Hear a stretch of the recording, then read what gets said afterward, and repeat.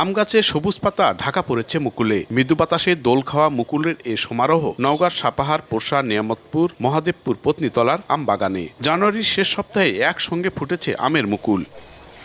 প্রকৃতিতে এবার শীতের প্রভাব কম, তাই অন্তত 15 দিন আগেই গাছে গাছে দেখা মিলছে মুকুল। পোকামাকড় ও রোগ থেকে বাঁচাতে আম গাছে বালাইনাশক স্প্রে করছেন বাগান মালিকরা। তীব্র তাপমাত্রা এবং যে কোল ইনজুরি সেখান থেকে এবার যথেষ্ট ভালো ভূমিকা ছিল পরিবেশের জন্য, যে কারণে আমের মুকুল বের হয়েছে। শীত কম, এই জন্য আমের মুকুল এবার বেশি আসছে।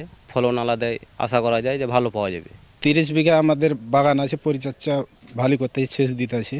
আশা করা যাচ্ছে যে আল্লাহর রহমতে এবার ফলন ভালো হবে। নওগাঁর সাপাহার, পোরশা, নিয়ামতপুর, পত্নীতলা, মহাদেবপুরে বেশি আম উৎপাদন হয় আম্রপলি জাতের। 5 থেকে 6 বছর আগে গড়ে তোলা এসব বাগানের ছোট ছোট গাছে বিপুল আমের যোগান দেয় জ্যৈষ্ঠের শুরু থেকেই। আবহাওয়া অনুকূলে থাকলে এবার আমের ভালো ফলনের আশা কৃষি বিভাগের। 40% বেশি গ্লো, বিশ্বের 1 নম্বর গ্লো ক্রিম, নতুন গ্লো এন্ড লাভলি।